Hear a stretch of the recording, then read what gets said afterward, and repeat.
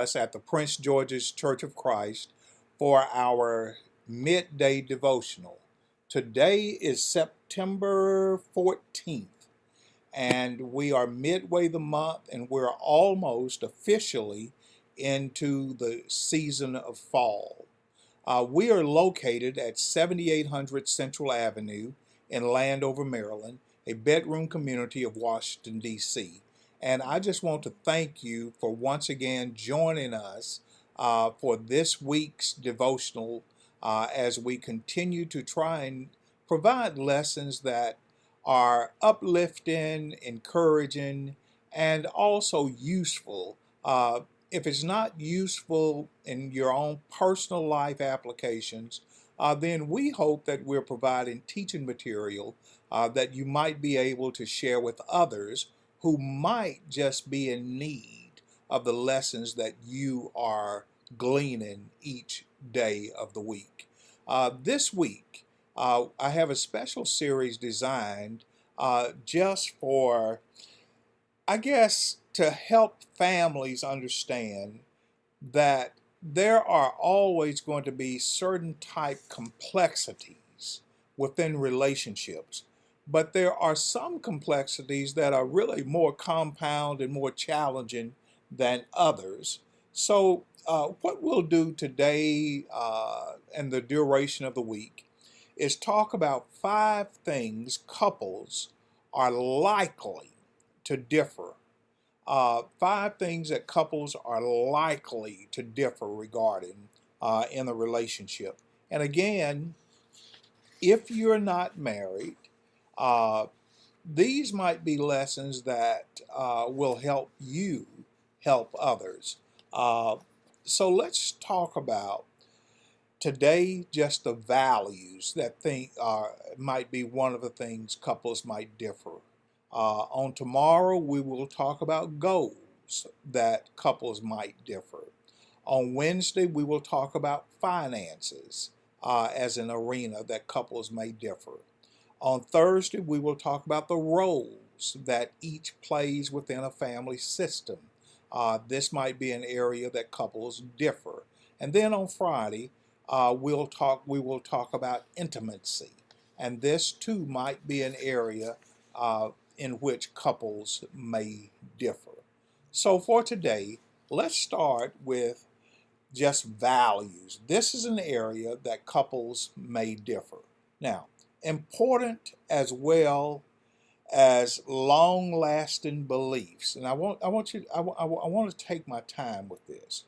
Uh, with these long-lasting beliefs that are embraced by the culture that defines what is acceptable or not acceptable, what is good or what is not good.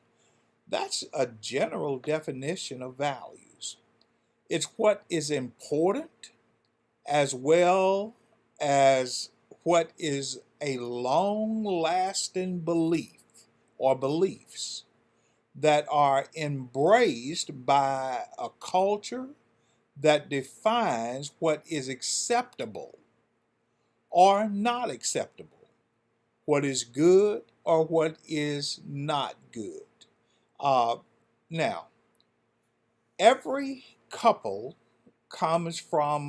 they may come from the same community, but within the confines of the homes they come from, behind those 4 walls, there is a unique culture behind each set of walls, regardless of if couples, my wife and I come from basically the same area of the country, uh, the same postage route, but there are different cultures. We may be Southern, but we still come from different cultures, which means we have similar values, but we have unique values.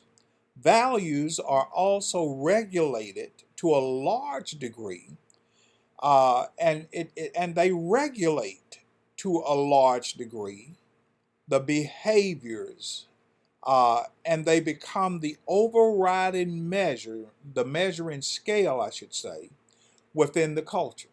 So the values are the regulators. Those regulators might be for the better, they might be for the worse, but they become the regulators. The values are the bedrock. It's the foundation. They are the building blocks that families are constructed by.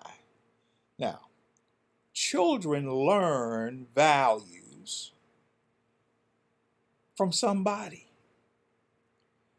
And the values that children learn are the values of the adults within the family constellation.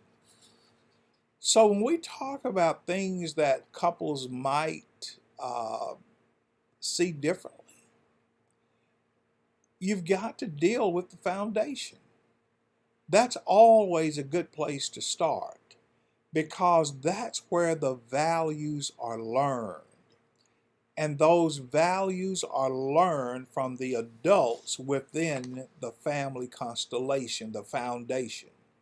Now, values are those things that are of worth. They are the things that have weight.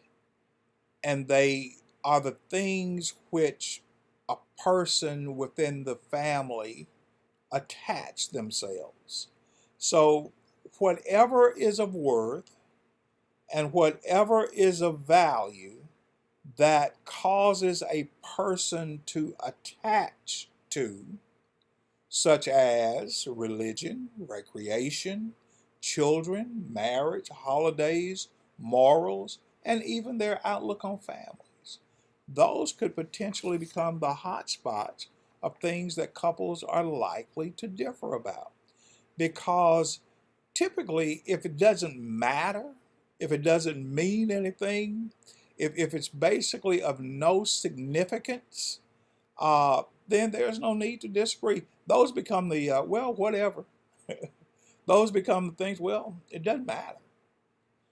But when you deal with those things of value to the individual, without weighing to the other individual the right or the wrong of it, those are the arenas that couples typically will disagree, and that there will be differences within the relationship. Even if they share the same religious conviction, they can value it differently. This is an easy way to explain that. Couples can share the same religious conviction and value differently their attitudes toward giving. They can have a different value system, yet they value religion, and they will have a different value system when it comes to being timely, participating, having the right spirit when they are participating. Same religion, but different values. So that's why it becomes so important to understand and grasp, even if you're talking to couples. They say, well, we're all Christians, we're both Christians. Yeah, but you may have different values about that. You may have different values about family. Well, family, I mean, I come from a family, they come from a family, so why do we have this different, these disputes over family? Some people see family completely different. Some people see family as just a place of financial stability. But they don't see family as a place of two becoming one. Some people see family as a place, for instance, and this is true, there are men and there are women who just want children. But their religious values will say, don't have those children outside of wedlock. So because they want a family and they want to be consistent with their religious values, not having children out of wedlock, guess what many couples do? They get married. Did they marry because they love each other? And did they marry because they wanted to really be? No, they married because they wanted children. That's where I'm saying they may differ. One is marrying out of love and out of till death, till death do you part, because the two are becoming one, and the other is marrying because they want children, and their religious understanding is you're not supposed to get children outside of wedlock. Two different systems of thinking that can cause conflict in a marriage. When we talk about values, traditional family values become almost subjective when couples merge into a single unit called a marriage. When we talk about, tomorrow I'll try to bring it into our devotional, but there's a book, I can't remember the author, entitled Rockin' the Rose. So many times when you merge two people into one institution called a marriage, the values of the roles that were embraced by one may not be the values of the roles that are embraced by the other. For instance, working, cooking, cleaning, maintenance. There are so many couples who differ so vehemently on this that it becomes almost a continual point of contention within the relationship. Traditional family values become potential hotspots of differences because each individual feels that their values are the most useful for and the most helpful to the home based on their own personal value system. Family loyalty. Some people value family loyalty even in the midst of chaos. No matter what happens, you stay. They can beat you within an inch of your life. They can starve you by not supporting the family. They can curse and scream.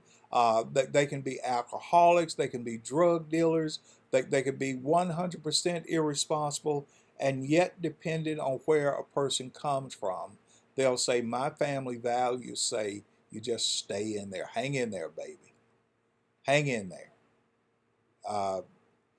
And then the other person may come from a family value system that says, yes, I understand family loyalty. I understand commitment to the family. I understand change is difficult. But if this is perpetual chaos, night and day, day in, day out, perpetual abuse, night and day in and day out, perpetual disregard for boundaries. I understand family loyalty, but my family values say you don't put up with this indefinitely. I want you to think in terms of family values with traditions, family values with social norms within the specific individual, and family values surrounding the emotions of the specific individuals. Every couple, if there are two people, they come from two traditions about holidays, about birthdays, about family gatherings, social norms. You say, well, but if we're from the same basic background, you can still have social norms that are different. And this can cause complexities within a relationship. Some people, in terms of emotions, There are families who just scream and yell, and you'll think they're going to kill each other every day. They fuss, they fuss vehemently. And if they're not fussing, they're saying, we're not communicating. If they're not screaming and yelling and everybody talking over each other and hands flying and fingers pointing, they'll say, we're not communicating. I'm just expressing myself. But another person comes from a family history of more calmness, more rational, more let's talk, but let's talk as if we are just having a conversation. There are individuals who come from such a difference of how they handle emotions that it will cause complications within the marriage system itself. In the book of Genesis, chapter 13, verses 1 through 7, let me share with you close kin people who had different definitions of value. Abram, along with his wife, and Lot and all his possessions, went up from Egypt to Negev. Abram was very rich with cattle and silver and gold. His journeys took him from the Negev to Bethel, where at the beginning he had camped between Bethel and Ai. At the site of the altar which he had previously built is where Bethel and Ai is located. There Abraham called on the name of Yahweh. Lot, who was traveling with Abram, had sheep and oxen and tents. But look at this. The land was unable to support them together, for their possessions were great, and they were unable to live together. They were unable to live together. Was it because of the size of their cattle? Or I wonder if it had a little bit more to do with Abraham's outlook on life, his outlook on family, his outlook on relationships, compared to that of Lot. Well, if you keep reading that story, you're going to find the answer to that. It had more to do with Lot and his value system as it conflicted with Abram and his value system. And what Abram learned and what Abram figured out is, I love you too much to allow your outlook on life and my outlook on life to cause too much harshness between us. So Lot, what I want you to do with my blessings is select an arena, select an area of land that you want, and just go. Because our value systems, we come from the same family foundation, but your value system and my value system, how you see life and how I see life, are vastly different. You're going to find that Abram loved Lot. Whenever Lot got in trouble, you know the first person that would go to rescue him? It was Abram. So it has nothing to do with love. It has to do with the values. Couples can be in love, but if those values differ too much and perpetually, it will definitely cause trouble and even disruption within that relationship. I hope this lesson today is informative at the least, and I hope it will bless you. It maybe bless some lives of those that you know. And because of that, I'm going to ask you to pray with me. Father, life is filled with differences, how one view life compared to how another might view it. But Father, I just pray today in the midst of what we're going through as a country, the things that really matter, help us, Father, to stand firm in those spiritual matters. But Father, in those areas that are just family traditions that are different, but yet not sinful and not harmful to the relationship, help each of us to learn to embrace one another. And yet, Father, help us to learn to respect the boundaries of each other. Bless us as a country as we are in a critical state. And yet, Father, give us comfort and peace of mind knowing that no matter where we are in the midst of a crisis, you have promised us that you will never leave us and you will never forsake us. We love you, we trust you, and we will always wait on you to deliver us from whatever we might find ourselves in that creates unrest within our spirits. Through Christ I pray. Amen.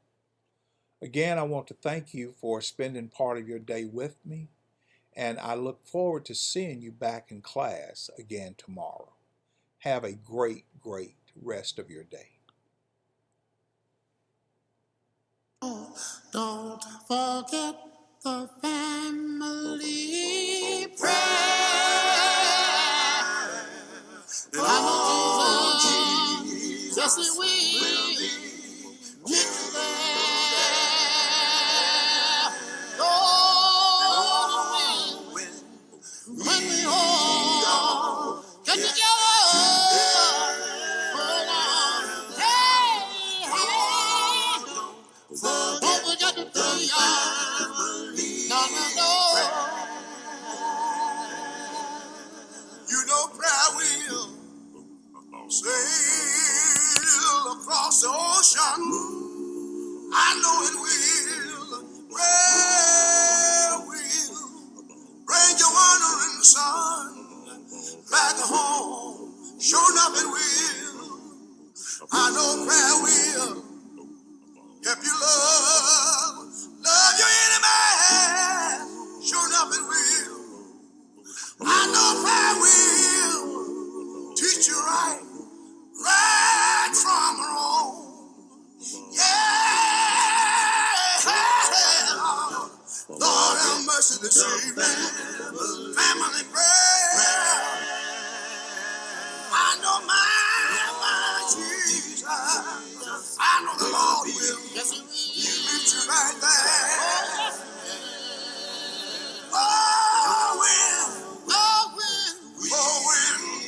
When we all get together.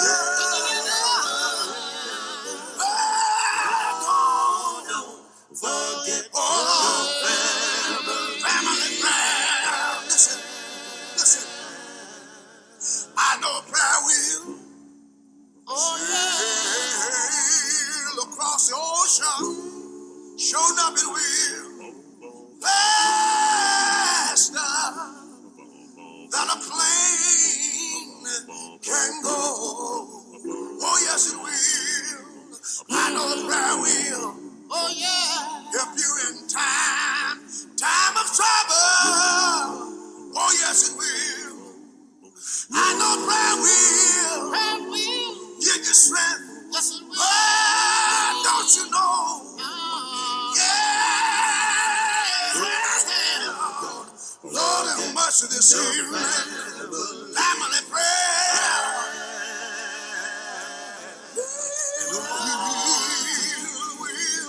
I know the Lord